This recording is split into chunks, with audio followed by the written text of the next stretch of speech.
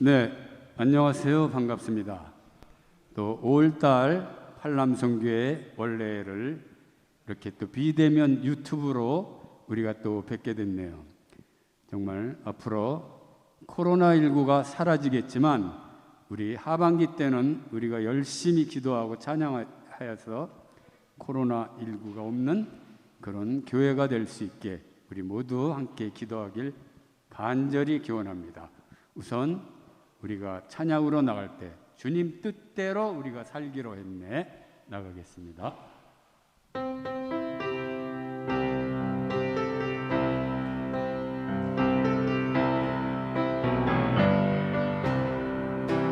주님 뜻대로 살기로 했네. 주님 뜻대로 살기로 했네. 주님 뜻대로 살기로 했네. 뒤돌아서지 않겠네. 이 세상 사람 날 몰라줘도, 이 세상 사람 날 몰라줘도, 이 세상 사람 날 몰라줘도 뒤돌아서지 않겠네. 세상 등지고 십자가 지네. 세상 등지고 십자가 지네. 세상 등지고 십자가 지네. 뒤돌아서지 않겠네. 주님 뜻대로, 주님 뜻대로 살기로 했네. 주님 뜻대로 살기로 했네. 주님 뜻대로 살기로 했네. 뒤돌아서지 않겠네. 주님 뜻대로 살기로 했네. 주님 뜻대로 살기로 했네. 주님 뜻대로 살기로 했네. 뒤돌아서지 않겠네.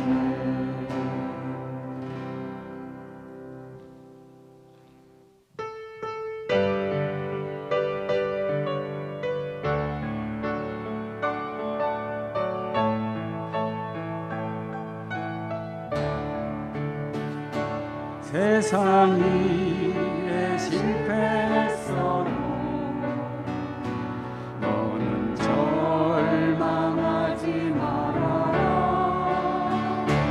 내가 너를 도우리라. 다시 일어서게 하리라. 질병으로 고통당해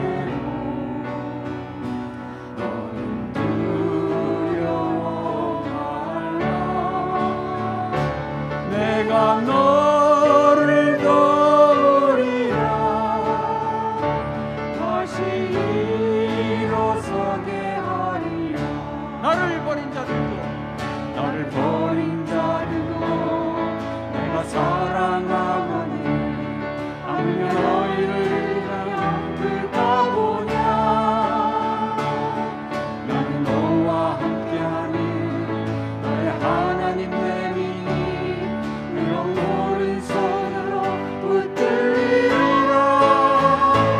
내가 너를 굳세게 하리라. 너를 크게 사용하리라. 너로 하여금 나를 증거하도록 내가 너를 도우리라.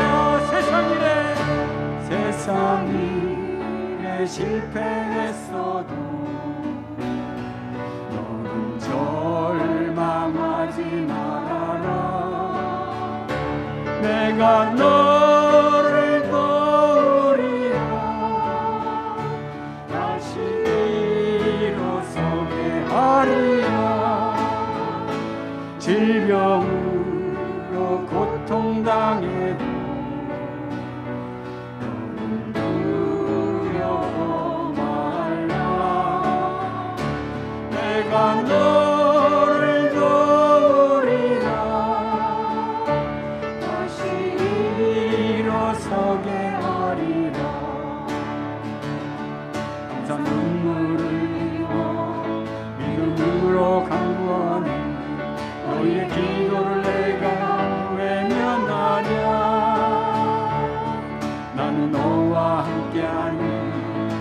하나님 내 눈이 이런 오른손으로 붙들리라.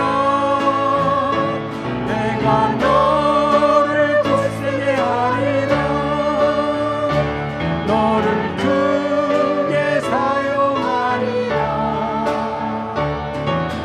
너로 하여금 나를 증거하도록 내가 너를 도우리라. 내가 너를 굳세게 하리라. 너를 크게 사용하리라. 너로 하여금 나를 증거하도록 내가 너를 도우리라. 내가 너를 도우리라. 내가 너를 도우리라.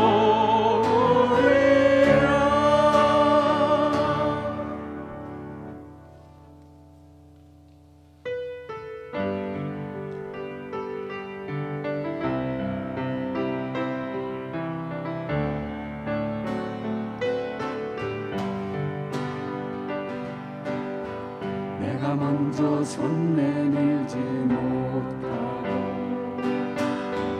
내가 먼저 용서하지 못하고 내가 먼저 웃음 주지 못하고 이렇게 머뭇거리고 있네.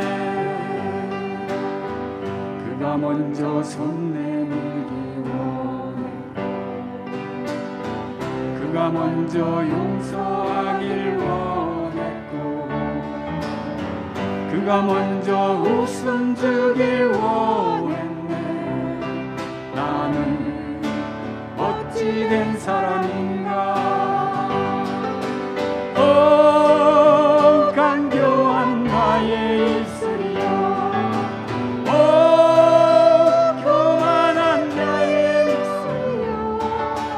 왜 나의 입은 사랑을 말하면서 왜 나의 마음은 화해를 말하면서 왜 내가 먼저 젖을 수 없는가. 왜 내가 먼저 손해볼 수 없는가. 오호는 나는 오늘 나는 주님 앞에서 몸둘 바 모르고 이렇게 느끼며 서 있네.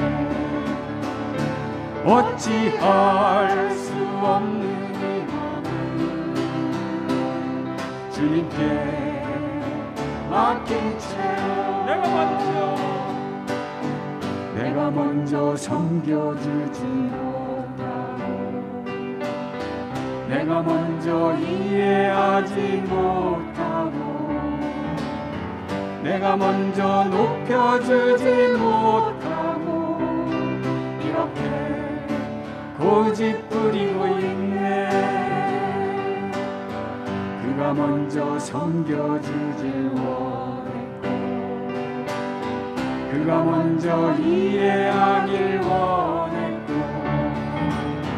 그가 먼저 높여주길 원했네. 나는 어찌된 사람인가. 추악한 나의 욕심이여. 서글픈 나의 자존심이여. 왜 나의 입은 사랑을 말하면서 왜 나의 마음은 화해를 말하면서 왜 내가 먼저 젖을 수 없는가. 왜 내가 먼저 손해볼 수 없는가. 오늘 나는 오늘 나는 주님 앞에서 몸둘 바 모르고 이렇게 느끼며 서 있네. 어찌할 수 없는 이 이 마음을 주님께 맡긴 채로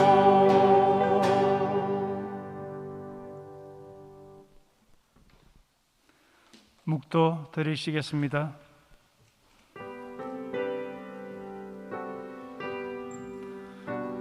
여호와는 나의 목자시니 내게 부족함이 없으리로다.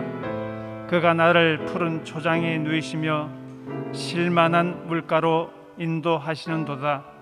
아멘. 찬송가 435장 드리겠습니다.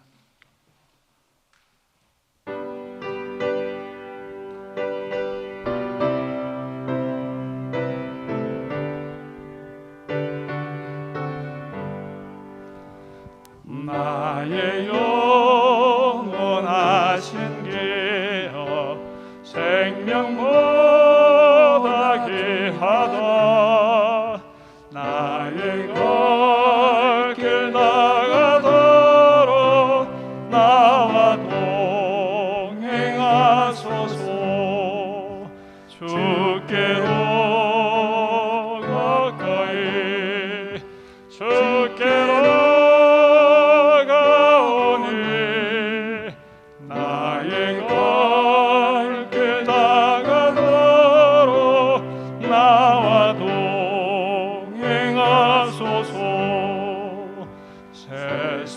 상복이 아니란가 모든 명예 버리고 험한 길을 가는 동안 나와 동행하소서. 주께로 가까이 주께로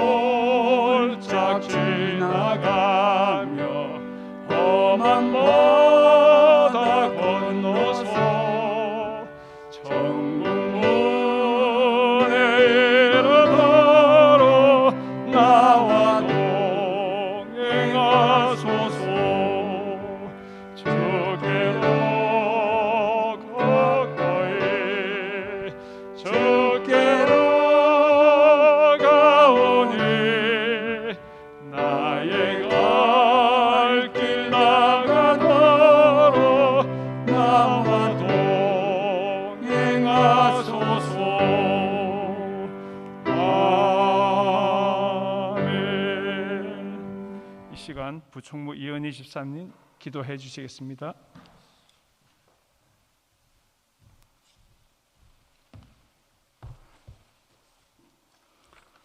부총무로 섬기고 있는 이은희 집사입니다. 기도드리겠습니다. 은혜의 하나님 아버지 참 감사합니다.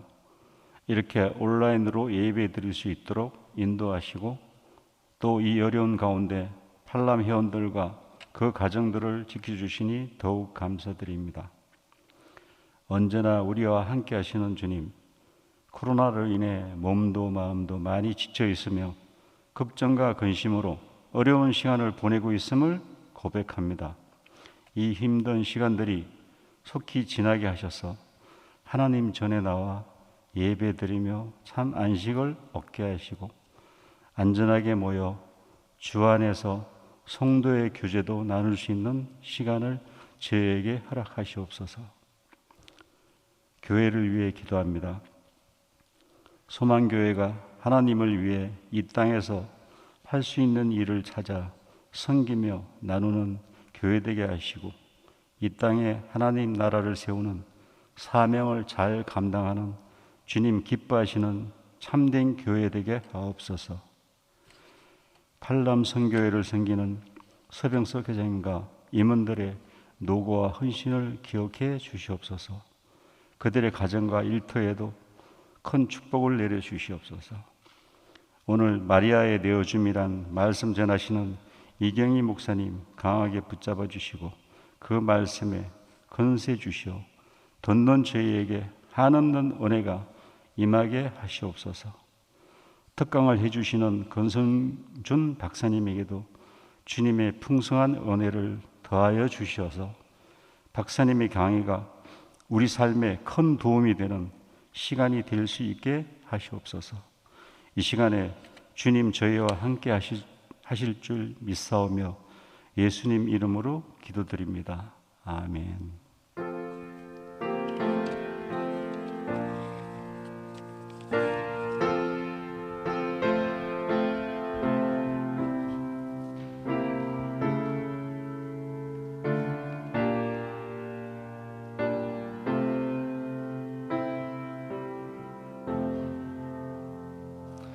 성경 말씀을 제가 봉독하겠습니다.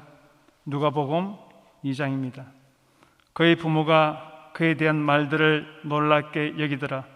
시므온이 그들에게 축복하고 그의 어머니 마리아에게 말하여 이르되 보라, 이는 이스라엘 중 많은 사람을 패하거나 흥하게 하며 비방을 받는 표적이 되기 위하여 세움을 받았고 또 칼이 너 마음을 찌르듯 하리니 이는 여러 사람의 마음의 생각을 드러내야 함이니라 하더라. 이 시간 팔남선교회 담당 이경희 목사님께서 말씀 읽겠습니다.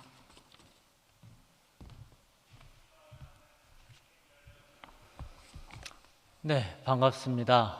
온라인으로 예배할 수 있게 하신 하나님께 영광을 돌리고 또 예배 장소를 섭외하시고 예배를 준비하신 우리 팔남의 임원분들, 장로님 이하 많은 분들께 감사를 드립니다. 또한 귀한 오늘 특강으로 섬겨주실 박사님 오셔서 너무 감사를 드립니다. 혹시 자료 화면이 준비되어 있으면 한번 틀어주시겠습니다. 오늘은 마리아의 내어줌이라는 말씀으로 함께 은혜를 받기를 원합니다. 전통적으로 화가, 누가를 화가라고 이야기를 합니다. 누가를 어떻게 보느냐? 저렇게 나가면 제 얼굴은 혹시 나오나요? 아니면 자료 화면만 나가나요? 너무 화면만 나가면 사람들이 답답해 하실 수 있을 것 같은데, 예, 그렇습니다. 말씀을 나누겠습니다. 그렇게 나가는 방법이 있군요. 좋습니다. 그럼 그렇게 같이 얼굴을 보면서 나가면 좋을 것 같습니다. 저도 마스크를 벗겠습니다. 전통적으로 누가를 의사라고도 보지만 화가라고도 봅니다. 왜 화가로 보느냐? 정말 그가 그렇게 아티스트였을까? 그거에 대한 확실한 증거는 없지만 그의 글을 읽어보면 그는 정말 화가처럼 아주 묘사가, 그의 수사하기, 글을 써내려가는 것이 정말 글을 읽으면서 그림을 그릴 정도의 상상력을 가져온다고 해서 그를 화가라고도 평하게 합니다. 오늘 본문 1장, 2장, 3장을 읽어보면, 그리고 누가복음 전체를 읽어보면 누가의 글은 마치 그림과 같이 독자들로 하여금 거룩한 상상력을 불러일으킵니다. 제가 드린 글처럼 누가는 오늘 1장, 2장에 보면 마치 두 겹의 겹그림으로 출생을 예고하고 그리고 출생에 관한 그림을 보여주고 있다는 것입니다. 그래서 출생을 예고하는 것은 마리아와 엘리사벳의 방문을 통해서 그려주고요. 그리고 또한 두 사람의 출생에 대한 이야기도 그려주는데, 우리가 잘 아시듯이 이제 세례 요한과 예수님의 출생에 대한 그림을 마치 글을 그림처럼 그려주고 있는 것입니다. 다음 장 한번 보여주실래요? 보면 이러한 그림을 이렇게 그려주듯, 읽고 있으면 두 사람이 어떻게 만나고 있는지를 그려주듯 보여주고 있습니다. 다음 장입니다. 누가복음에 오늘 특별히 말씀을 나누고자 하는 것은요, 두 사람의 비교입니다. 그러니까 마리아의 내어줌이라는 주제로 오늘 함께 보고 있는데, 마리아와 함께 누가는 한 사람을 더 등장시키는데 그 사람은 바로 사가랴입니다. 사가랴. 이 사가랴는 당대의 남성 그리고 교회의 중심 인물인 제사장이었습니다. 그에게 이제 가브리엘이 찾아와서 수태고지를 합니다. 어떤 수태고지입니까? 이제 너에게 아들이 낳을 것인데 그 아들을 통해서 이제 내가 나의 뜻을, 특별히 예수님이 오시는 길을 준비하기 위한 그 사람으로 너의 아들을 사용할 것이다 라는 수태를 고지합니다. 그때 누가복음 1장 18절에 보면 사가랴는 이렇게 얘기를 합니다. 사가랴가 천사에게 이르되 내가 이것을 어떻게 알리요? 내가 늙고 내 아내도 나이가 많습니다 라고 하면서 이것을 전적으로 받아내지를 못합니다. 그런데 이제 바로 몇 절 지나서 똑같은 천사가 가브리엘이 한 여성에게, 그것도 가장 힘이 없는 처녀에게 찾아가서 수태고지를 합니다. 예수님의 탄생을 이야기하죠. 그때 마리아는 이렇게 반응합니다. 1장 38절인데요. 마리아가 이르되 주의 여종이오니 말씀대로 내게 이루어지리이다 하매 천사가 떠나가니라. 남성이고 당대의 종교 지도자였던 유대인을 대표하고 있는 이 사가랴가 하나님의 말씀을 거부하며 믿기를 주저하고 있는 모습과는 정반대의 인물을 누가는 등장을 시키는데 그가 바로 마리아고, 이 여성이면서 가장 연약한 처녀이지만 그는 가브리엘의 수태고지를 믿음으로 받아들입니다. 자기를 온전히 내어줌으로 말미암아 하나님의 뜻을 받아내는 것이죠. 대표적이지 않은 인물이 대표가 되는 순간이고 대표였던 인물이 대표가 되지 않는 순간을 누가는 그려내고 있습니다. 다음 장을 한번 보겠습니다. 그래서 누가는 이 대비를 통해서 마리아를 높게 들려 올려주고 있습니다. 마리아는 사가랴와 달리 하나님의 말씀을 받아들이고 그 말씀을 신뢰하는 모습을 보여주고 있습니다. 한 연약한 처녀가 바로 이스라엘 백성의 대표자가 되는 순간입니다. 사실 대표자는 대제사장, 제사장 중에 한 명이었던 이 사가랴였음에도 불구하고 그 사가랴는 하나님의 말씀을 받아들이지를 못하고 오히려 약한 여성이면서 처녀였던 마리아가 하나님의 뜻을 받아들이면서 유대인의 대표성이 되는 순간이 되는 것입니다.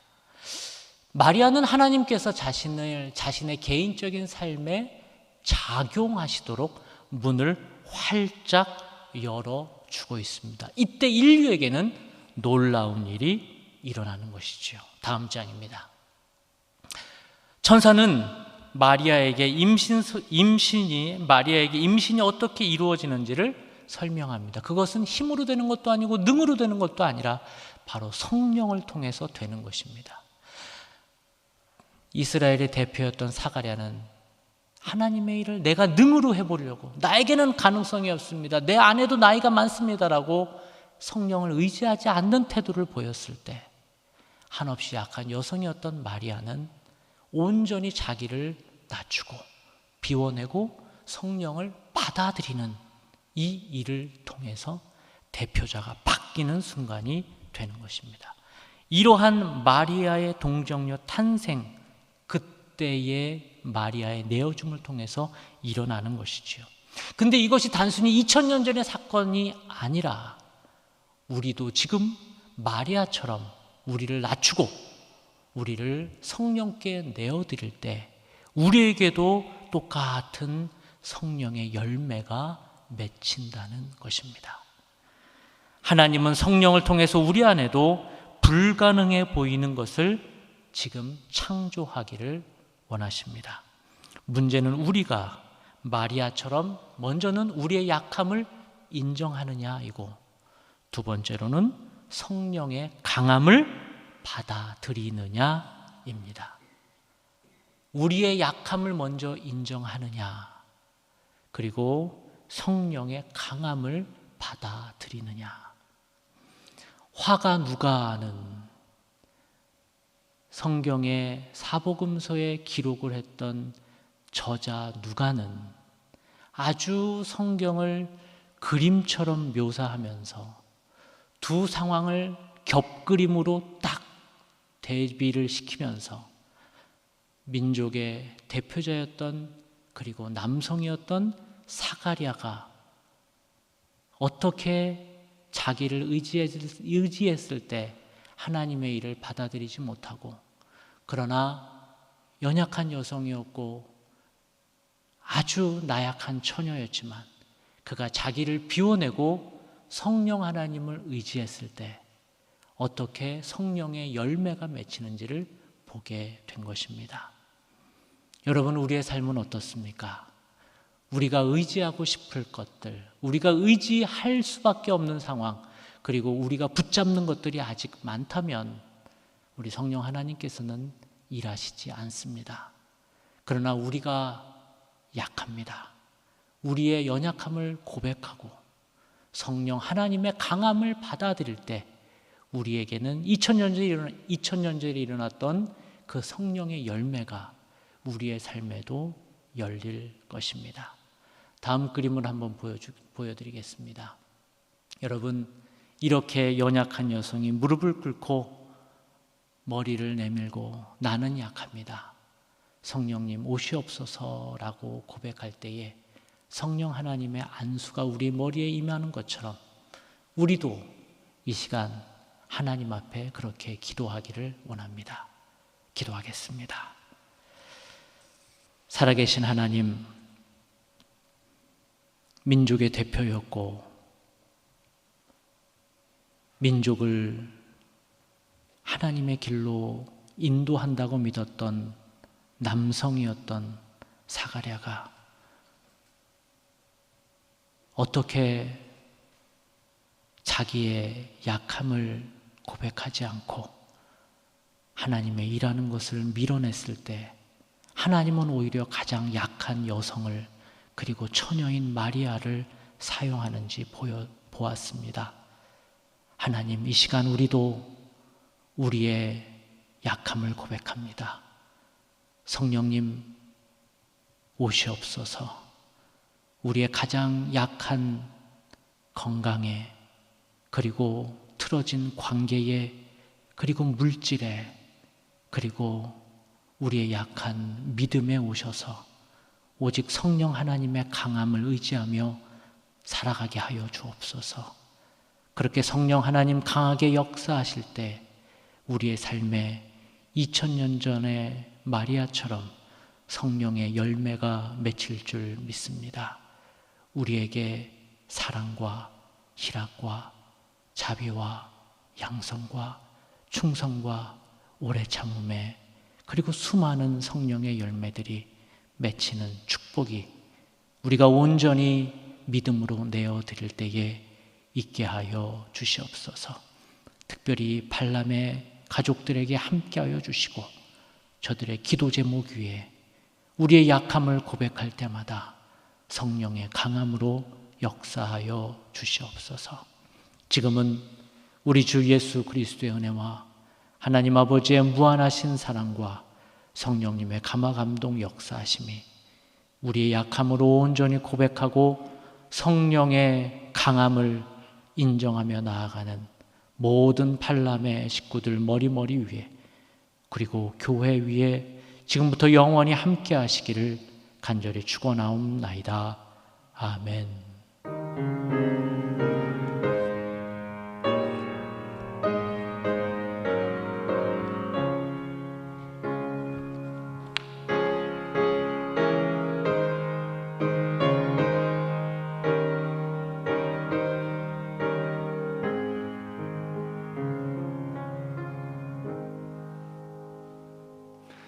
안녕하세요.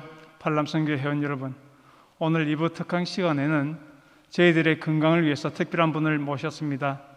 전 한양대학교 병원장을 역임하신 권성준 박사님을 모시고 시니어 세대에 있어서 건강관리와 취미생활이라는 제하의 말씀을 특별히 전하도록 하겠습니다.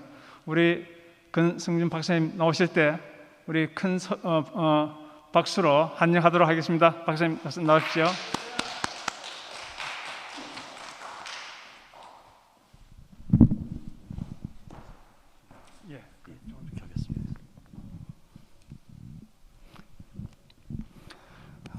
안녕하십니까. 방금 소개받은 권성준이라고 합니다.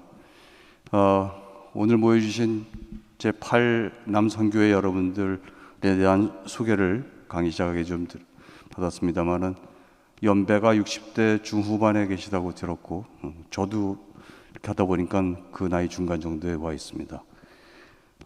이 나이가 되면은 그 전의 연배에 비해서 훨씬 더 자기의 건강을 걱정하고 관심이 가는 그런 나이이지 않을까 생각을 합니다.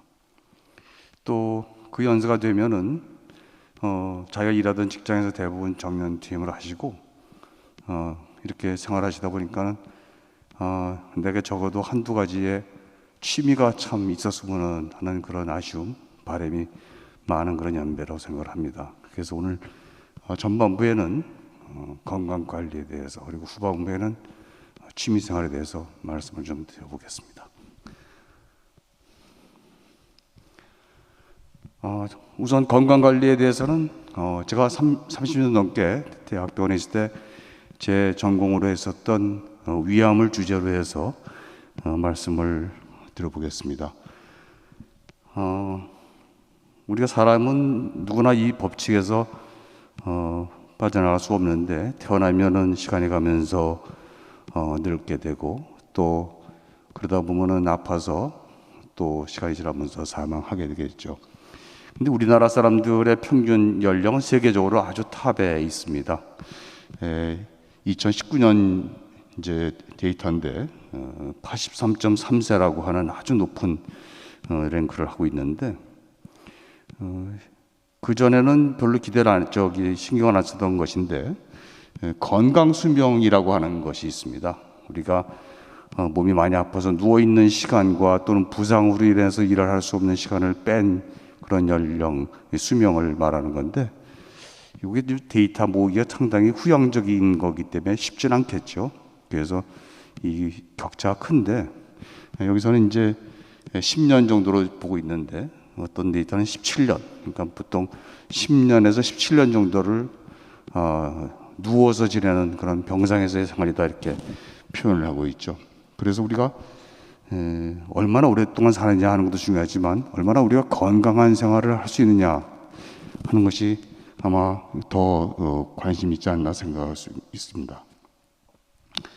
그래서 그런 우리나라 사람들이 여러 가지로 병이 오고 그리고 또 사망하게 되는 원인 중에서 가장 많이 찾아오는 암 넘버원이 제가 전공을 했던 위암이기 때문에 그러한 질병의 최신 치료와 예방이 지금 어떻게 되고 있는지에 대해서 전해드리겠습니다. 우리나라 사람들이 사망하는 가장 빈도에 있어서 10대 원인으로 봤을 때 말씀드린 것처럼 암이 가장 많고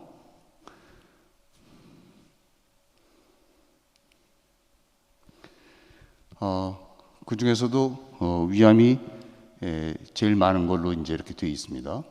남녀의 차이는 좀 있지만은 빈도에 있어서 위암, 갑상선암, 그리고 폐암, 대장암, 유방암 정도의 순서인데요. 빈도는 그렇게 일어나는데 사망한 그 빈도로 봤을 때는 폐암이 제일 많고 그다음에 이어서 간암, 대장암, 유암의 순서입니다. 이것은 얼마나 빨리 발견했느냐에 따라서 사망 순서는 좀 바뀌고 있죠. 그런데 이제 이 암들이 어느 정도의 나이에서 많이 생기는가 하는 것을 좀 보면은 보시다시피 연령군이 높아질수록 급격하게 암 발생이 많이 되고 있음을 알 수가 있습니다. 1900년도의 초반에 일본에 있을 때의 일본 사람들이 그 데이터를 가지고 있는데 그걸 좀 들여다봤더니 우리나라 사람들이 걸리는 질환을 이제 장기별로 병명으로 봤을 때 소화기 계통의 질환이 가장 다른 질환보다도 아주 특별하게 많은 그런 민족임을 알 수가 있었어요. 오래된 얘기입니다만 1936년에 동아일보에 위암 이야기라고 해서 일주일간 연재됐던 거 있는데 거기에 이제 이런 게 나옵니다. 한 번 걸리기만 하면 사형선고 받는 위암, 노인만 걸리는 것이 아니니까 노수를 물러나고 안심할 수 없다. 이렇게 1930년대에 신문에 실렸던 것이 있습니다. 이 위암은 국가별로 상당히 발생 빈도에 있어서 큰 차이를 나타내고 있는데 붉은색이 위암이 많이 걸리는 나라고 부끄럽게도 우리나라가 전 세계에서 단위 인구당 가장 높은 빈도로 위암이 걸리는 나라입니다. 보시다시피 이제 북유럽, 북미 정도, 또 아프리카, 인도 이런 데는 굉장히 낮은 빈도임에 비해서 우리나라, 일본, 몽골 이런 데가 굉장히 높은 그런 나라로 알려져 있습니다. 그럼 이 위암은 왜 생기는 것일까? 발생 원인에 대해서 한번 보면은 가장 중요한 밀접한 관계가 있는 것이 우리가 위라고 하는 장기는 어떤 음식을 먹었을 때 그 음식물이 통과하는 그런 통로에 있는 장기이기 때문에 어떤 음식을 어떻게 조리해서 먹었느냐 하는 것이 굉장히 밀접한 관계가 있다고 되어 있죠. 그래서 이 식품 보존제가 많이 들어있는 음식이라든지 또 이 짜게 염장을 한 식품, 또 태운 거 이런 것들이 굉장히 위험한 거로 되어 있고 반면에 파, 부추, 양파 여기 쭉 써 있습니다만은 또 반대로 보호하는 음식물도 꽤나 있다 이렇게 말씀을 드릴 수가 있습니다.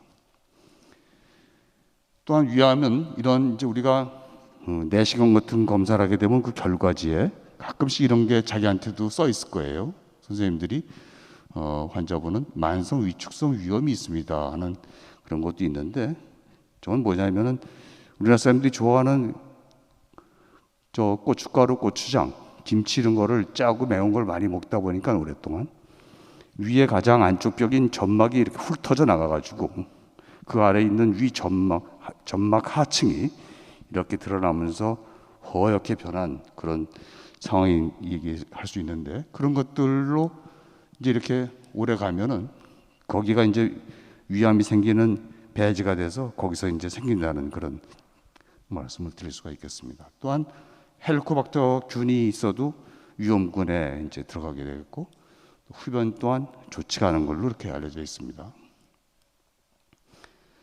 자, 이 암은 식생활과의 관계가 어느 정도냐면은 그 암 발생에 미치는 음식의 영향이 35%로 흡연이 갖고 있는 그러한 관계보다도 더 높게 이렇게 잘 연관이 된다고 하는데 예를 들어서 미국도 1930년대까지는 위암이 제일 많은 그런 발생 빈도를 보였었는데 1930년대에 냉장고가 이제 발명이 되면서 전 국가적으로 이제 냉장고를 이용해서 이제 음식물을 보관하다 보니까 염장을 하는 비율이 많이 떨어졌겠죠. 그러다 보니까는 지금 2000년대 지금은 미국에 있어서의 그 위암 발생률은 그네들 그 암 발생 빈도 중에서 10위권 바깥으로 이렇게 음식물 식생활의 변화에 따라서 빈도가 많이 변했습니다. 또 우리나라 사람들은 어떤가 보면 특히 우리 젊은이들 보면은 김치 우리 어른들만큼 많이 안 먹고 여러 가지 햄버거를 비롯해서 서양식 음식을 많이 먹다 보니까 그런 육류와 관계돼서 발생한다고 알려져 있는 대장암, 유방암, 전립선암 같은 것들이 상당히 많이 생기고 있다 이렇게 말씀드릴 수가 있겠습니다.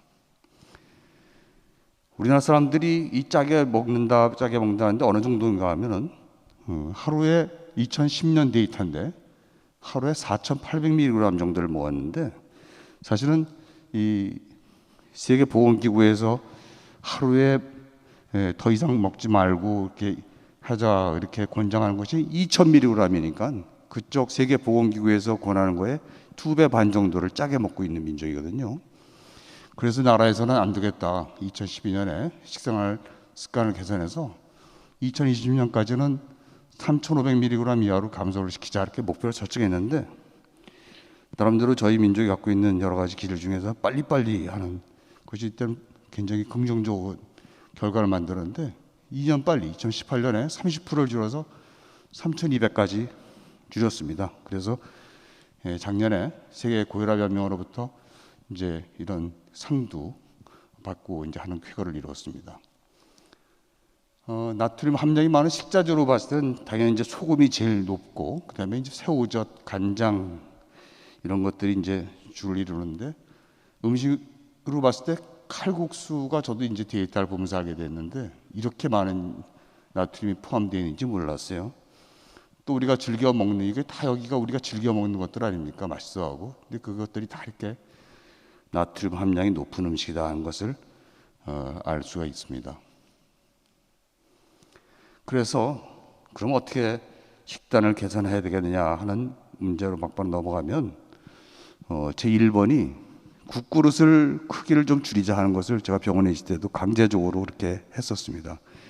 그래서 국그릇을 반으로 줄여놓고, 그래서 국 섭취량을 이제 줄이는 노력을 했고, 또 식탁 위에는 우리가 이렇게 식탁을 보면은 김치, 젓갈, 장아찌 이런 것들처럼 엄청난 나트륨이 들어간 거를 여러 가지를 놓고 먹다 보니까는 어쩔 수 없이 고나트륨 식단이 되는데, 그렇게 하지 말고 그 중에서 한 가지만 노려하는 노력을 좀 해야 되겠다 하는 것이 결과로 나오고, 또 아까처럼 이렇게 굉장히 많은 나트륨을 갖고 있는 것들의 섭취 빈도를 그래도 좀 줄여보자. 완전히 끊을 수는 없다 하더라도 그렇게 얘기를 했습니다. 또 국이나 찌개가 너무 우리가 뜨거운 걸 먹으면서 즐겨 먹는 분들이 많은데, 그렇게 되다 보면 우리는 미각이 이 짠 맛을 잘 못 느끼기 때문에 또 추가적으로 간을 하게 되는 게 있거든요. 그래서 너무 뜨거운 국물을 먹는 습관도 좀 개선해야 될 포인트 중에 하나다 이렇게 말씀을 드리겠습니다.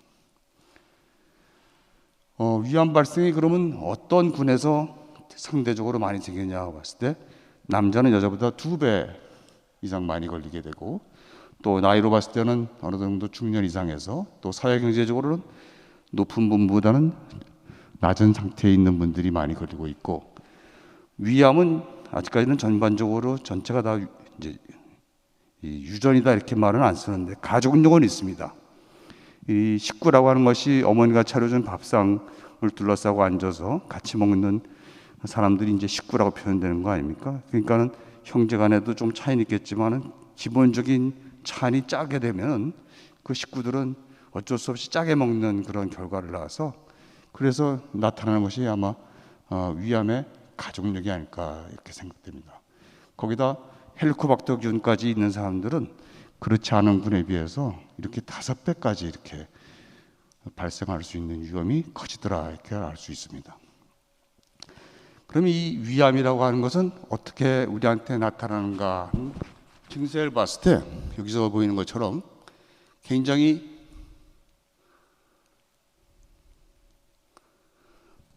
비특이적입니다. 즉 소화가 잘 안 되고 이제 배 상복부가 아프고 변을 보면 검정색이 나오고 또 몸무게도 빠지고 메스껍고 이제 이런 걸로 오는 분들이 대부분인데, 그런 것들이 다 위암을 지칭하는 증세는 아니다 이거죠. 즉 비특이적인 증세로 오는데, 이러한 비특이적인 거에 비해서 또 더 무서운 거는 아무 소화기 증세가 없이 오는 분들이 적지 않다는 것이죠. 나는 뭐 소화하는데 하나도 문제가 없고 배 아픈 적도 없다. 오랫동안 그렇게 생각했던 분들인데, 제가 수술을 했던 여러 명을 가지고 조기암과 진행위암으로 나눠서 봤더니 소화의 증세가 전혀 없이 오는 사람이 조기암 환자의 반을 넘었고, 근데 이제 돌아온 이제 그 검사 스케줄 때문에 했더니 갑자기 병원에서 결과가 암이다 이렇게 통보를 받아서 굉장히 놀랄 수가 있고, 그다음에는 진행위암이라고 했는데 또 불구하고 약 3분의 1의 환자는 소화기 증세가 없거나 또는 생겼어도 진행이 되려면 몇 년이 걸렸을 텐데, 위에 그 암이 걸려서 오는 소화기 증세는 굉장히 최근에 한 2주 정도 불편해서 오시는 분들이 적지 않았다는 그런 상황을 볼 수가 있었습니다. 그래서 이 위암을 침묵의 암이다 이렇게도 표현을 하고 있습니다.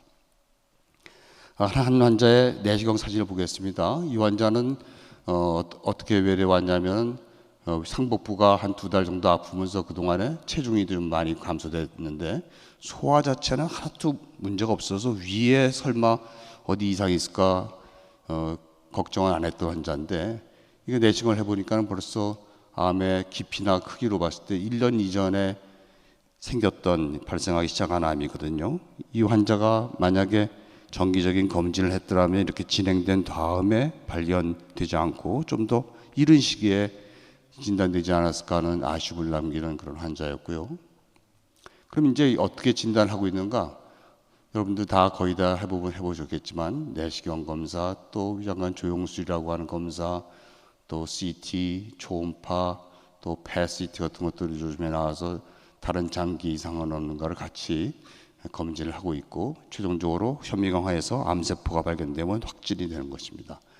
자, 이렇게 진단된 위암은 요즘에 어떻게 치료하는가를 간단히 소개해 올리겠습니다.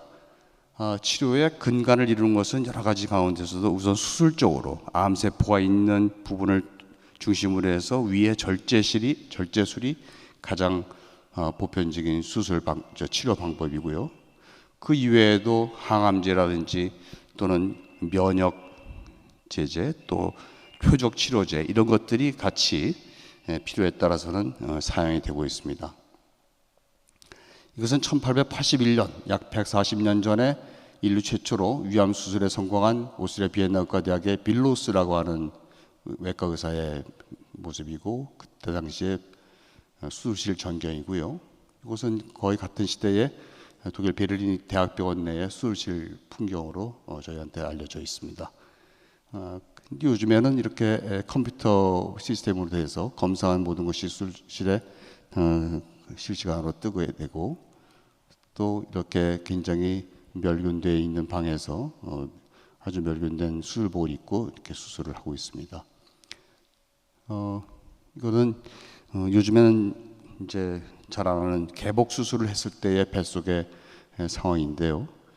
이렇게 간이 있고 위가 있고 대장과 연결되는 망막이 있는데, 이 환자는 여기에 암이 안에서 생겨가지고 위에 바깥벽인 장막까지 이제 뻗쳐나온 진행성 위암 환자의 수술 광경이고요.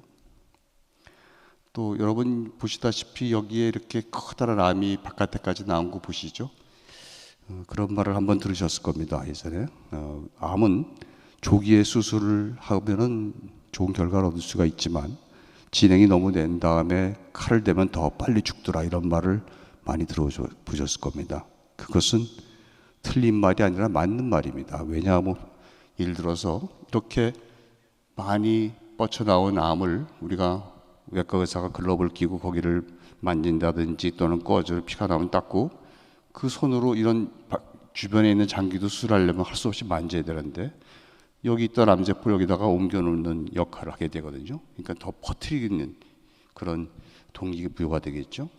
그래서 그런 말이 나왔었는데, 요즘에는 그렇다고 해서 수술을 안 하는 게 아니라 진행된 암을 자를 수만 있으면 자릅니다. 근데 그 하기 전에 이렇게 아주 간단하지만 거의 완벽한 방어 체제를 구축해 놓고 하면은 그런 우려는 지금 걱정 안 해도 된다, 이렇게 확인이 된 바 있습니다.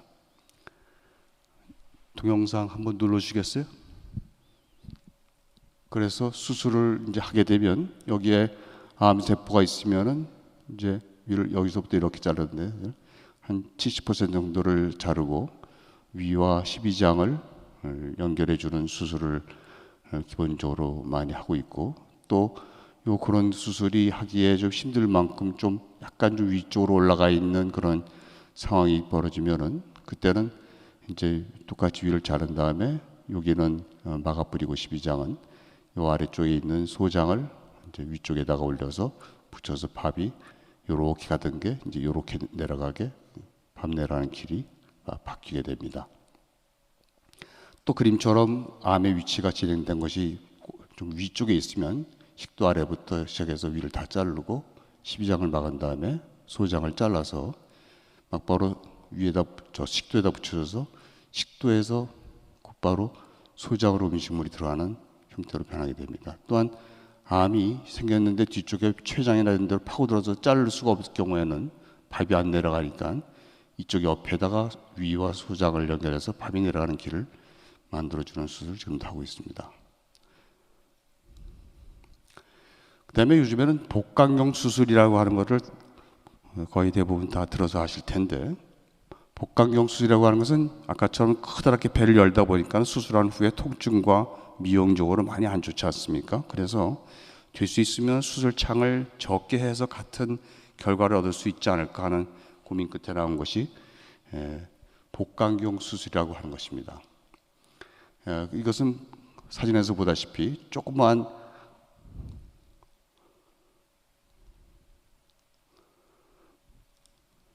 구멍을 이제 5mm, 12mm, 15mm 같은 것에 포트를 끼우고 이 이제 모니터를 보면서 수술을 하게 되는 것이 바로 복강경 수술입니다.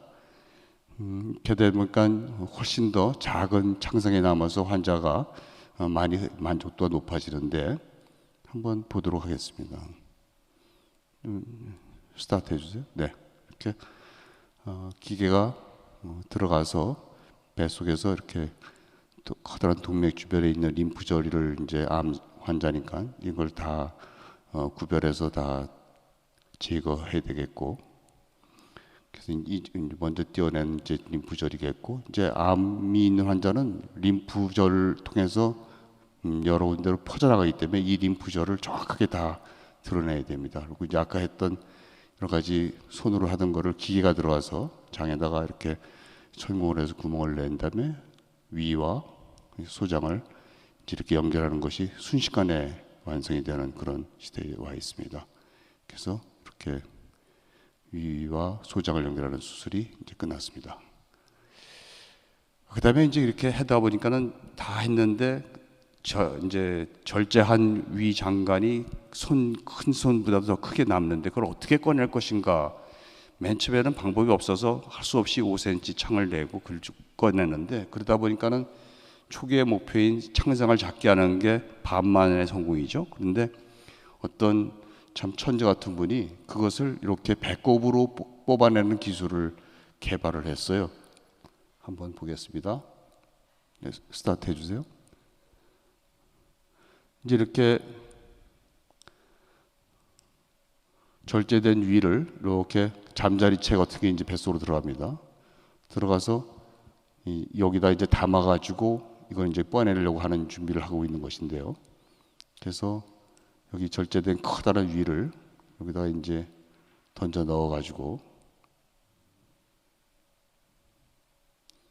저것을 다른 데가 아니라 배꼽에 한 2.5cm의 창을 좀 크게 만들어 가지고 그쪽으로 뽑아내는 겁니다. 배꼽은 우리가 알다시피 함몰된 장기이기 때문에 상처가 나더라도 안쪽으로 이제 나오면서 상처가 이제 감춰져서 적게 남거든요. 이제 그런 거에서 이제 베이스를 해서 만든 수술 방법인데, 그래서 다 된 것을 주머니 안에 완전히 넣고, 그러고 나서 여기 배꼽이 있는 데를 이렇게 좀 더 째가지고 이 잠자리채 안에 넣은 거를 이제 빼내는 겁니다.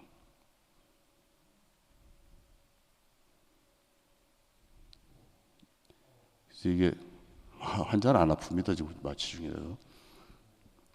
그래서 저 큰 게 이렇게 나오는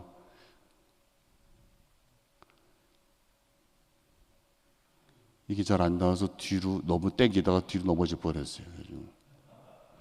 이게 빠질 대로 확 빠지기 때문에요. 예, 그래서 어떤 천재 같은 분이 저런 걸 개발했습니다. 그렇게 하다 보니까 예전에 이렇게 창상이 여기 배꼽인데 이렇게 크게 남던 게 이 복강경 수술하고 나니까는 수술 직후에도 적지만 이제 한 3개월 지나면 이렇게 됐다가 한 6개월 지나면 이게 이 상처도 잘 안 보이게 이렇게 변화가 됩니다. 그다음에 고도의 진행위암은 이렇게 암세포가 위에 많은 부분을 이렇게 차지하고 있고 주변에 있는 대장 뭐 이런 데 해서 위를 다 절제하는 상황이고, 또 이렇게 여성분인데 위 전체가 암이면서 비장으로도 뻗쳐나갔고 또 자궁과 난소, 쓸개 있는 데도 다 가서 함께 합병 절제를 한 것이고, 또 이 환자분은 위에 꼭대기 위식도 경계부에 있는 것이 위쪽으로 식도를 타고 올라가서 배도 열고 가슴도 열어서 폐를 이제 한쪽으로 몰고 간을 접은 다음에 전체 절제술을 시행했던 그런 진행된 암이고요. 또 이 환자도 이제 위에 거의 전체가 다 12장까지 넘어서서 이렇게 좀 크게 발전됐고 비장, 대장 췌장 이런 걸 다 같이 드러낼 수밖에 없었던 환자입니다. 그다음에 이제 이렇게 되는 게 복막 파종이라고 하는 건데요. 여기에 이렇게 오돌도돌한 게 다 파종, 그러니까는 밭에다 씨앗을 이렇게 뿌리는 걸 파종이라고 하는 것처럼 암세포가 뱃속에 이렇게 막 좁쌀알처럼 이렇게 퍼져 있는 걸 복막 파종이라고 하는 건데, 이게 바로 앞 동네에 아무개 아빠가 위암이라서 수술하려고 배를 열었다가 너무 많이 심해서 그냥 닫았대더라 하는 얘기를 들어보셨을 겁니다. 이런 경우가 바로 그냥 수술이 불가해서 그냥 닫는 겁니다. 그다음에 로봇 수술에 대해서 말씀 잠깐 드리겠습니다. 로봇 수술은 이렇게 콘솔 박스에 앉아서 외과 의사가 손가락으로 조절을 하면은 그 모양 그대로 이 로봇의 팔이 수술 부위를 들어가서 이제 작동을 하는 거거든요. 즉 수술이라고 하는 것은 외과 의사의 여러 가지 손목부터 여러 가지 관절이 수십 개의 각도를 만들면서 하는 그런 것이 바로 수술인데, 이 로봇의 팔은 이것이 굉장히 사람 손보다 작기 때문에 우리가 깊고 들어가기 힘든 부분까지 들어가서 좋은 각도로 수술을 할 수가 있기 때문에, 특히나 남자의 전립선암 같은 걸 수술할 때는 골반강이 좁기 때문에 사람이 들어가서 손으로 하기가 어려운 부위인데, 그래서 신경 이제 손상을 많이 주게 되는데, 이런 로봇 팔을 이용하면은 상당히 깊은 데까지 13배까지 확대 화면을 가지면서 3차원으로 되는 것이 바로 이 로봇 수술의 장점이라고 할 수가 있습니다. 즉 말씀드린 대로 외과에서는 이렇게 콘솔 박스에 아주 자유스럽게 앉아 있고, 수술 부위에다 이런 여러 가지 이제 로봇 팔을 집어넣어 놓고, 그래서 모니터 보면서 이제 수술을 하는 겁니다. 플레이 좀 부탁합니다. 그래서 아까 말씀드렸던 로봇 팔이라고 하는 것이 이런 것들입니다. 이렇게 조그만 것들이 들어와서 이런 혈관을 우리가 이제 초음파 장치를 통해서 열로서 이제 태워 뿌리고 하면서 잘라가는 그런 광경을 이런 로봇 팔이 이제 한다 하는 것이. 근데 로봇 수술은 이제 여러 가지 장점도 있습니다만 한 1,000만 원 정도의 수술비가 추가로 부담이 되기 때문에 위암 수술에 있어서는 아직까지 그렇게 크게 광범위하게 적용되지는 않고 있습니다. 이렇게 여러 가지 방법으로 그러면 위암은 어떤 치료 성적을 요즘에 걷고 있는가? 암 수술을 했을 적에 제일 걱정스러운 게 바로 재발이죠, 그죠? 근데 그 재발은 수술한 지 한 2, 3년 내에 거의 대부분이라고 할 수 있는 7, 80%가 그때 일어납니다. 그러니까는 수술하고 외래 오신 분이 한 3년 돼서 이렇게 오신 날은 검사해서 다 괜찮으면 환자분한테 이제 암 수술 받고 7, 8부 능선은 이제 넘으셨습니다. 자, 조금만 더 잘 견디시면 좋겠습니다 하고 5년이 지나면은 5년 이후에 재발되는 비율은 한 2 내지 3% 정도밖에 안 되기 때문에 이제 조심스럽지만은 완치되셨습니다 하는 말을 쓸 수 있는 게, 그래서 5년이다 이렇게 아시면 되겠습니다. 그래서 얼마 살고 하는 것이 5년을 살고 하는 것이 바로 1기부터 말기인 4기까지 보는데, 보시다시피 1기, 2기만 해도 꽤 성적이 좋은데 3기 후반 정도 이후 늦게 발견된 암은 아직까지는 그 치료 결과가 좀 실망스럽습니다. 자, 잠깐 그 암과 스트레스의 관계에 대해서 잠깐 말씀을 드려보고자 합니다. 미국의 유방암 환자들한테 당신은 왜 유방암이 걸렸다고 생각하십니까? 하는 설문을 했을 때 가장 많은 사람들은 다른 것보다도 나는 스트레스 때문에 유방암이 걸렸어 이렇게 하는 사람들이 제일 많았고요. 또 우리나라에서도 여러 유방암을 포함해서 위암, 대장암, 간암 다 한 500여 명에게 물어봤더니 우리나라도 역시나 남녀의 차이는 좀 컸습니다만은 정신적인 스트레스가 자기가 지금 앓고 있는 암의 원인이었지 않나 이렇게 얘기들을 해주고 있습니다. 그래서 이런 스트레스와의 관계를 암을 치료하는 데 있어서 항상 고민을 할 수밖에 없는데, 그러면 이제 나중에 잠도 말씀드리겠습니다. 예방을 하는 그런 과정에 있어서는 우선 이렇게 짠 거를 덜 먹기 위한 아까 말씀드렸던 여러 가지 노력을 하시고, 또 탄 게 안 좋은데 특히나 이 직화구이 같은 걸 하게 되면은 특히나 양념된 고기는 우리가 잘 아시지 않습니까? 금방 잘 타죠, 그죠? 불에. 그래서 그런 걸 할 때는 아주 타지 않게 이렇게 주의를 기울여서 하는 게 좋겠고, 그다음에 이제 음식 중에서도 남자는 가장 위협적인 음식이 라면으로 돼 있고 여자분들한테는 생선구이를 좋아하는 특성 때문에 좀 조심하다 이렇게 데이터가 있습니다.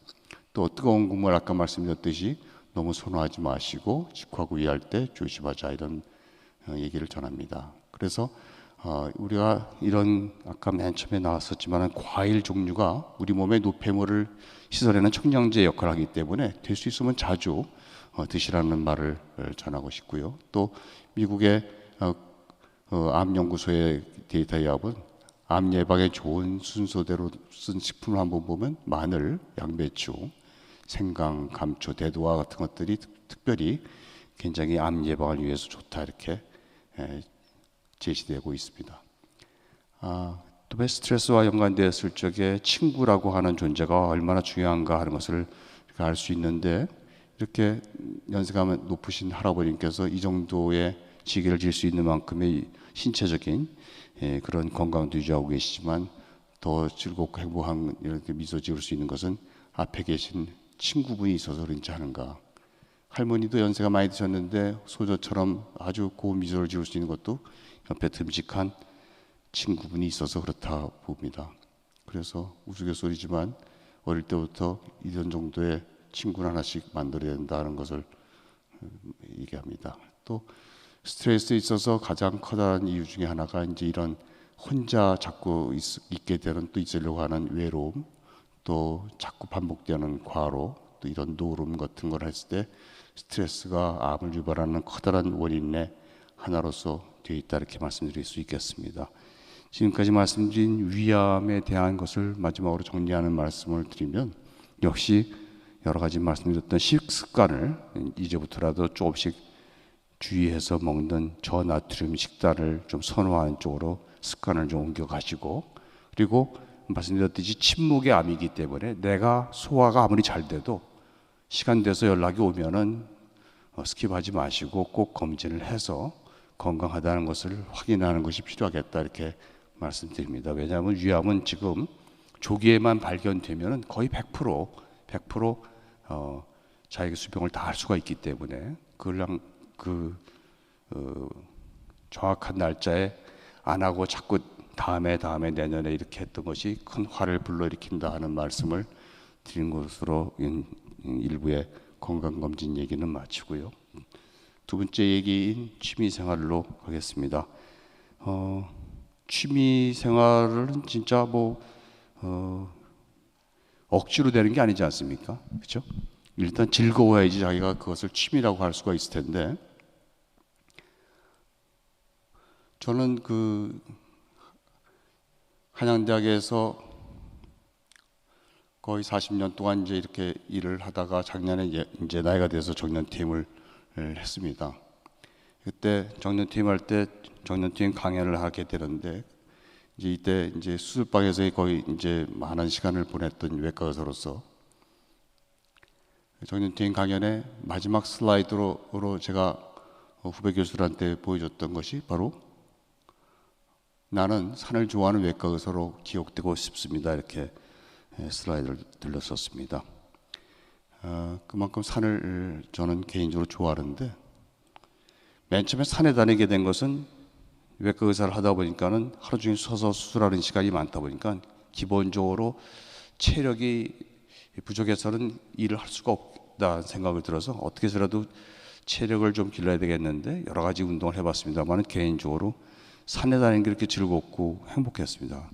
그래서 이때 이제 산에 다니기 시작한 지 한 5, 6년 됐을 적에 이제 설악산 갔을 때에 이제 제자 후배 이렇게 친구들하고 이제 다닐 때였고, 이때는 갔다 오면은 하여튼 근육에 힘도 좀 생기는 것 같고 해서 그런 것이 가장 산으로 또 나를 불러내는 커다란 동기가 되었습니다. 근데 산을 10년이 넘고 또 20년이 넘고 이렇게 다니다 보니까 그런 거 기본적인 내 이득보다도 또 이제는 산에서 어떤 삶을 보고 배우게 되는 그런 나이가 이제 저도 모르게 돼가던데요.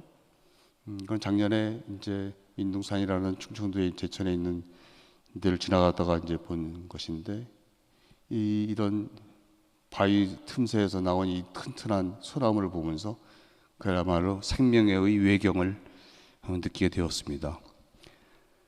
이 나무가 이렇게 튼튼하게 자라면서 버티고 있으려면 그 뿌리, 이 나무의 뿌리는 얼마나 그 물을 찾아서 엄청나게 노력을 했겠습니까? 또 그 무서운 비바람을 다 견뎌내기 위해서 중심 줄기는 아주 강한 것을 유지를 하는데 제 몫을 했겠고, 그러나 옆에 있는 잔가지들은 아마도 그냥 굳건함만으로 했으면 이미 벌써 다 부러졌을 건데, 이들은 또 나름대로 바람이 부는 대로 휘어질 줄 아는 유연함을 알고 있었기에 이런 가느다란 가지가 그냥 이렇게 건강하게 있는 게 아닌가, 이런 거를 이제 남을 바라보면서 생각하게 되었는데, 그야말로 산에 가서 지금 말씀드린 것 같은 강인함과 유연함을 나무 하나에서 보면서 그 산속 나무들, 특히 이제 집에 온실에서 키우는 나무가 아니라 산속의 나무들을 하나 보아도 내 삶이 어떻게 가는 것이 좋겠다는 가이드라인을 배울 수 있는 동기부여가 되더라는 말씀을 좀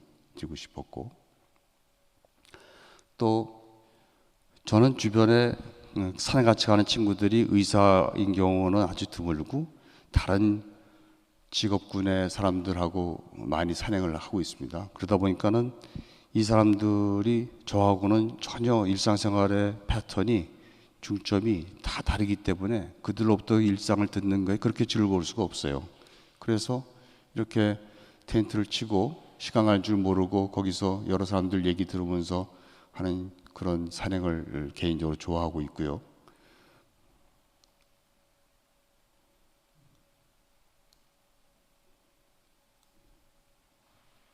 안 되는데요. 또 산에 다니는 사람의 로망이라고 할 수 있는 히말라야를 다녀올 수 있는 기회를 2009년에 갖게 되었습니다. 안나푸르나 베이스 캠프를 요즘에는 아주 상업적으로 해서 엄청난 많은 사람들이 여기를 다녀오고 있습니다만은 십수년 전만 해도 그렇게 갈 기회가 많지 않았었는데 운이 좋아서 갔다 올 수가 있었고, 그런데 이렇게 좋은 데 가서 여기 이제 안나푸르나 이제 빙하지대에 있는 데까지 이제 가서 왔는데, 이런 데 갔을 적에 가장 아쉬운 게 있다면은 자기가 진짜 사랑하는 사람하고 이 좋은 풍경을 한번 같이 볼 수 있는 기회가 있다만 하는 아쉬움이 누구나 다 남지 않습니까? 그래서 5년여 뒤에 아내하고 훈련을 열심히 해서 같이 데리고 아내도 히말라야 구역을 같이 할 수 있는 기회를 만들어서 너무나 좋았습니다. 또 2년 있다가 에베레스트 쪽으로도 한번 또 가서 올 수 있는 기회를 만들었었고, 그다음에 이제 여러분들께서 혹시나 보시는 분이 계신지 모르겠지만은 KBS ETV에서 15년째 롱런하고 있는 영상 앨범 산이라고 하는 프로가 있죠. 제가 어떻게 하다 보니까는 10년 전에 이쪽 팀에 출연을 하게 되었어요. 감독, 조감독, 이제 환경 해설사 이런 분들하고 이제 같이 촬영을 했었는데, 그 이후에 2년이 시작이 돼서 국내산을 비롯해서 또 해외 산까지 한 8번 출연을 하게 되었어요. 이제 가서 좋은 구경도 많이 하고 했습니다만은 더 중요한 것은 이런 촬영이나 산행을 통해서 여러 가지를 좀 배웠는데, 이때 일본 규슈 올레길을 걷는 촬영이었었는데요.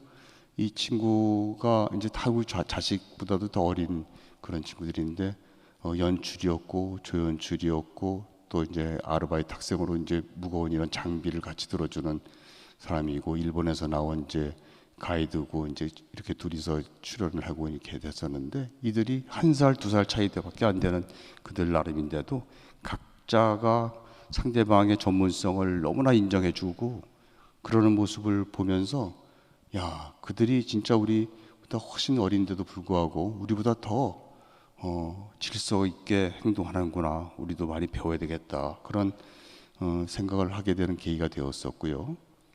또 3년 전에는 이제 이태리 동북부에 있는 돌로미테라고 하는 아주 그 석회암 바위로 되어 있는 멋진 이 돌로미테 아침이라고 해서 바위 하나가 1000m짜리인데, 이런 데서 이제 한 8박 9일 동안 좋은 경치 구경하면서 촬영을 이제 무사히 끝냈고, 근데 이제 보시다시피 이때 촬영 팀의 멤버가 한 10명 정도 됐습니다. 그래서 이제 반은 평소에 같이 살아다니는 사람들이고 반은 처음 거기서 본 사람들인데 우연치 않게 제가 제일 나이가 많아서 이들을 이제 8박 9일 동안 사행 동안 코어디네이터 하는 역할을 하면서 서로 다른 이런 직업군을 갖고 있는 사람들과 소통하는 것을 좀 배웠다고 할까요? 그런 기회가 됐었습니다. 제가 지금은 강원도의 양양이라고 하는 곳에서 살고 있는데요. 그곳은 설악산도 가깝지만 집에서 10분이면 이렇게 동해안에 접근할 수 있는 그런 좋은 데 있습니다. 그러다 보니까는 이제 해파랑길이라고 해서 이제 통일전망대에서 부산 이기대길까지 이어지는 770km가 해변에 있는 그 트레킹 코스인데 접근성이 이제 좀 많이 좋아져 가지고 한 300km 정도 걷고 있습니다. 지금 계속 걸을 예정이고요.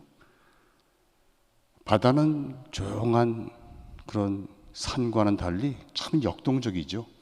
그래서 가면은 그 분위기가 완전히 다른데요. 산하고는 이런 너울성 파도를 만나서 보는 그런 아주 무시무시한 그런 분위기도 있고 또 이렇게 파도 곁에 보여지던 수많은 이 갈매기 떼를 보면서 즐거운 그런 걸음길도 있고 또 동해안 쪽은 이렇게 그 소나무들이 해변에 이렇게 많이 자라고 있기 때문에 이 속을 걷는 그런 해파랑길도 굉장히 너무 좋고 또 어떤 때는 혼자 어떤 때는 친구 뭐 선후배 가리지 않고 같이 갈 수 있는 사람이 있을 때 같이 다니고 있습니다.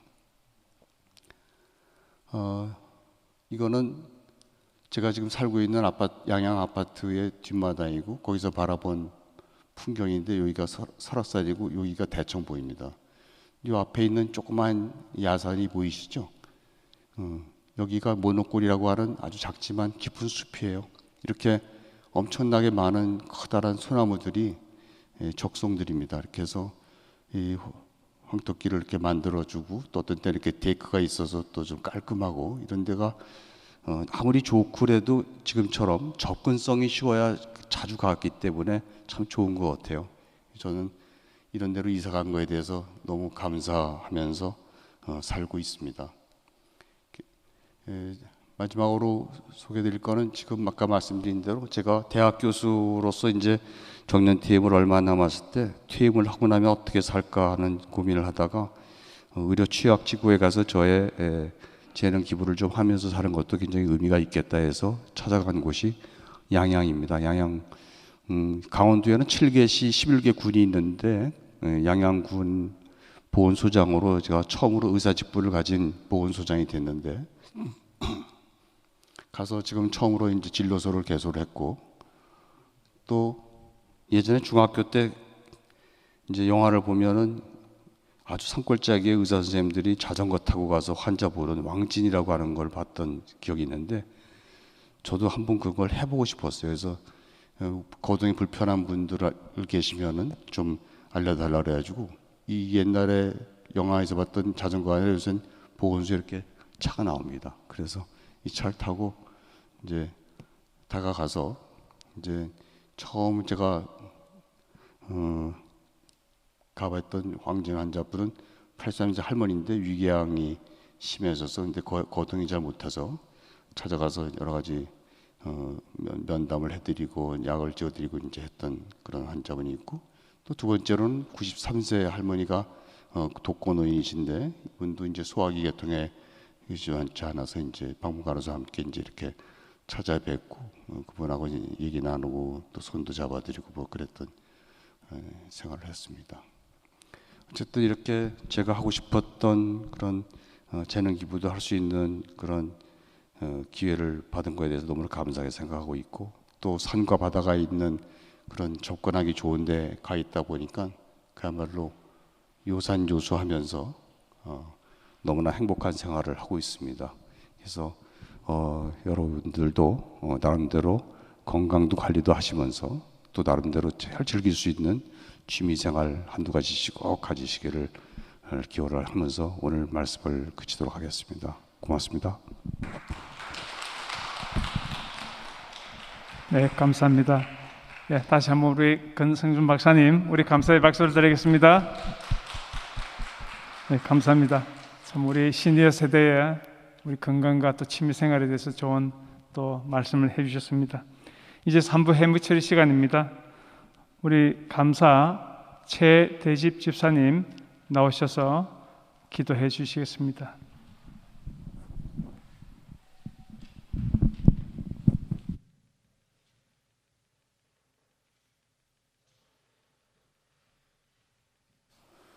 우리는 다 양 같아서 그릇 행하여 각기 제 길로 갔거늘 여호와께서는 우리 모두의 죄악을 그에게 담당시키셨도다. 할렐루야. 사랑이 많으신 하나님 아버지, 세세 무궁토록 영광과 존귀와 찬양을 받으시옵소서. 오늘 제8남성교회 원료회로 모여 찬양과 기도로 예배드리게 하심을 감사드립니다. 하나님 아버지, 오늘날 대한민국 정치, 경제, 사회의 현실과 우리 교회 안팎의 문제와 전 세계가 고통 중에 있는 바이러스 질병과 이 모든 어려운 문제들을 하나님께서 아시오니 하나님 나라 백성들의 부르짖음을 간합하시어 우리 교회와 대한민국과 온 인류 모두를 평안케 하여 주옵소서. 하나님 아버지, 이제 3부 해무처리 시간이 옵니다. 사람이 마땅히 우리를 그리스도의 일꾼이요 하나님의 비밀을 맡은 자로 여길진대 맡은 자들에게 구할 것은 충성이라 하셨으니 무릇 맡은 자들은 사람에게 하듯 아니하고 오직 살아계신 하나님을 경외하는 마음으로 맡은 일에 충성하게 하옵소서. 회무처리 시종을 주님께 의탁하옵고 존귀하신 예수 그리스도의 이름으로 기도드립니다. 아멘.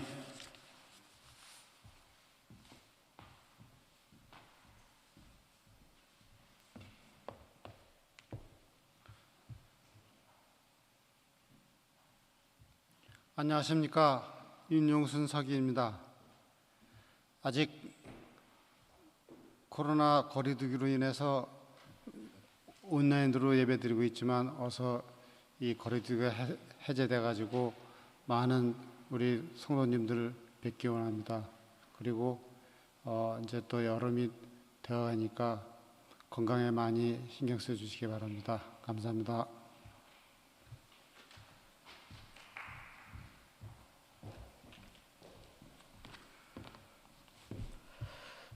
안녕하세요. 회계 이동섭 집사입니다.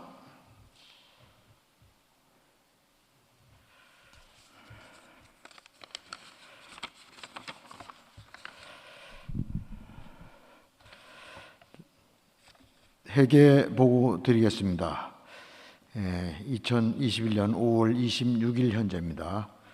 총 입금 내역입니다. 우리 예산이 7,200인데요. 전년도 전기 2월이 1,434만 5천 원이 이월됐고요. 임원회비가 금월 그러니까 이게 3월 26일 날 우리가 원래 하고 여지금 안 했습니다. 그래서 4월은 우리 신앙수련회 때문에 원래를 안 해서 5월입니다. 3월 달에 하고 5월. 그러니까 임원회비가 40만 원 입금돼서 지금 860만 원이고요. 그 다음에 회원회비가 240만 원 입금됐습니다. 봉사부가 40만 원, 문화부 60만 원, 선교부 60만 원, 친교 80만 원 해서 240만 원 입금돼서 총 960만 원이 지금 잔액이 있습니다. 그 다음에 찬조금 130만 원 해서 금월 280만 원 입금돼 가지고 총 합계 3,384만 5천 원입니다.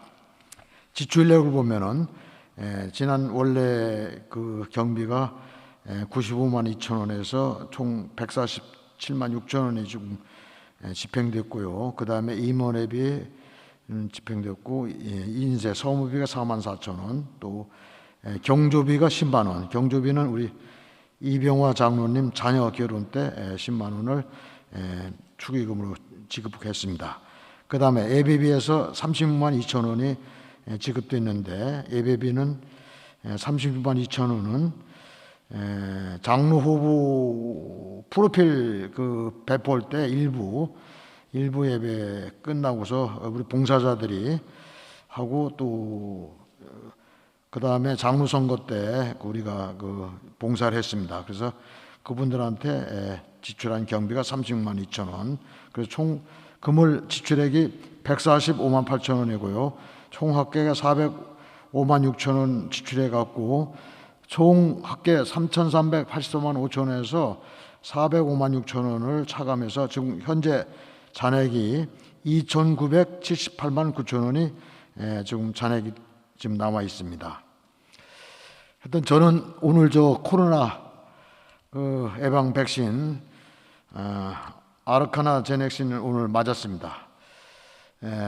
독감 맞은 그 예방 백신 맞았는데 사실 저는 뭐 딴 분은 어떤지 모르는데 저는 일단 뭐 독감 예방 주사 맞은 거 거의 뭐 비슷합니다. 하여튼 그래서 다음 2차는 8월 달이거든요. 그래서 저희 팔남선교회는 그래도 1, 2차가 8월이나 9월 초순이면 다 끝날 것 같습니다. 그래서 저희들이 원하는 것은 8월 9 하반기에는 우리 남선교회 이게 정상화가 되지 않을까 그런 바람입니다. 하여튼 그때까지 건강하십시오. 이상입니다.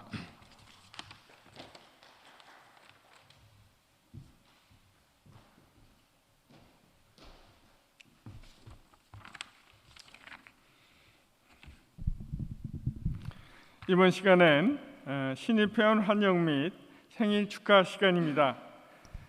이번 달엔 신입회원께서 없으신 것 같아요.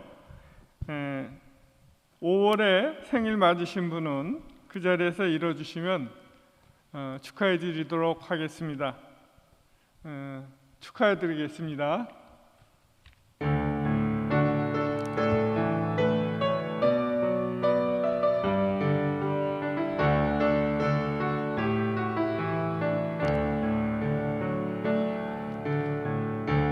당신은 소중한 사람,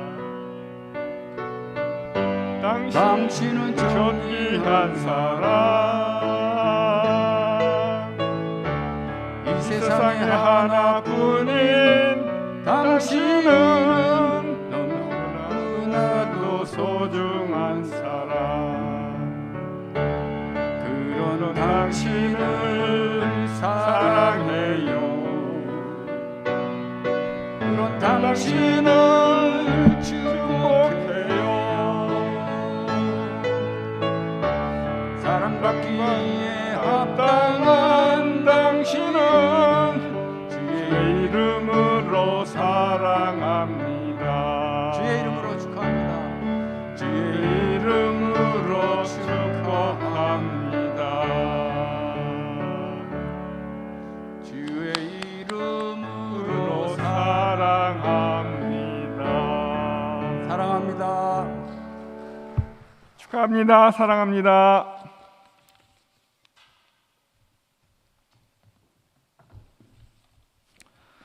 존경하는 팔람 회원 여러분, 안녕하십니까?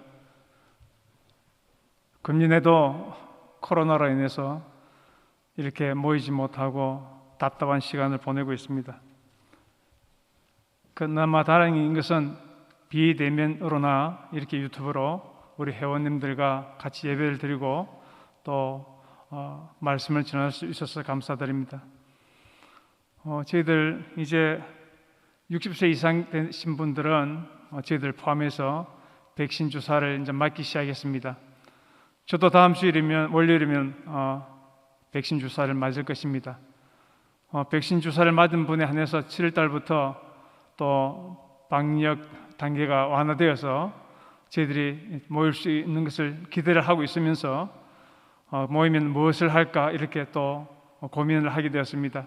우리 금년도 사업 계획의 일환인 회원들끼리 모여서 영화 관람하고 식사하는 것을 먼저 시행하도록 하겠습니다. 전체적으로 되지 않는다면은 각 부서별로 선교부, 봉사부, 문화부, 친교부 각 부서별로 모여서 그런 만남의 시간을 갖도록 저희들이 최대한 계획을 잡도록 하겠습니다. 그래서 부탁드리는 것은 이제 저희들 백신 주사를 맞기 시작했기 때문에 가능한 한 많은 회원들께서 백신 주사를 맞아서 지금 나라에서 계획하고 있는 7월 달부터 방역 단계가 낮아지고 또 저희들이 만날 수 있는 기회가 되어서 서로 또 이렇게 얼굴을 보면서 소통할 수 있는 시간이 되면 좋겠습니다. 벌써 우리 카톡방에는, 회원들 카톡방에는 백신 주사를 맞고 증상이 어떻다는 또 후기를 올리신 분들도 있습니다. 가볍게 지나가신 분들도 있고 또 몸살 감기처럼 좀 힘드신 분도 있다고 들었습니다. 저도 타이레놀을 준비해 가지고 5일날 주사 맞은 다음에 또 이렇게 잘 조치하려고 계획하고 있습니다. 상반기 남은 6월 7일 원래는 6월 달에는 해외 선교부에서 지원하고 있는 하순열 선교사님, 그리고 7월 달에는 상반기 마무리하는 의미에서 저희들을 담당하고 계시는 이계인 목사님을 모시고 원래를 진행하고자 합니다. 우리 회원님들께서 비록 유튜브지만은 많이 참여해 주셔서 시청해 주시고 또 특별히 백신 주사를 위해서 서로를 위해서 중보기도하는 모든 분 되시기를 바랍니다. 이제 우리 총무님 나오셔서 강구하시겠습니다.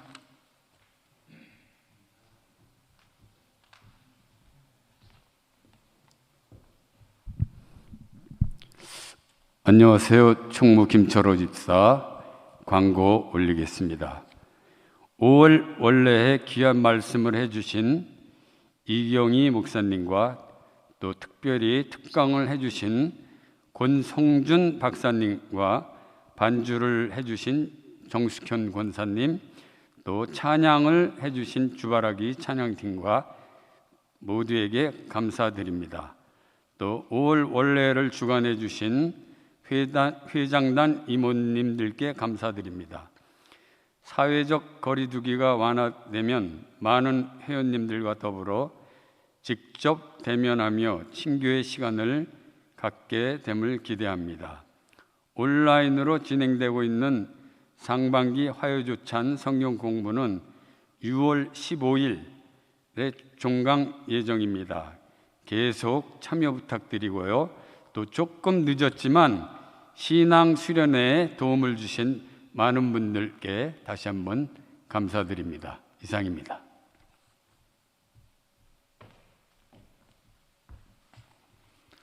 네, 주기도송으로 5월 원래를 마치도록 하겠습니다.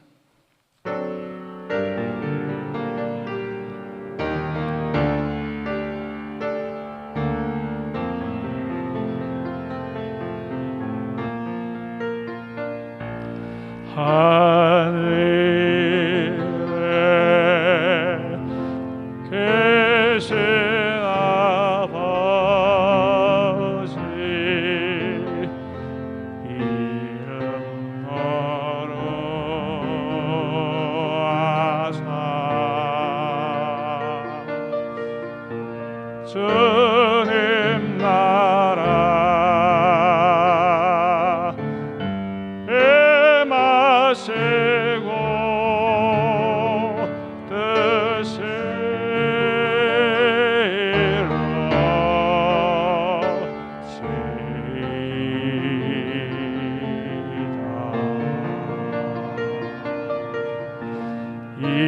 일용할 양식 주시고 우리들의 큰 죄 다 용서하시고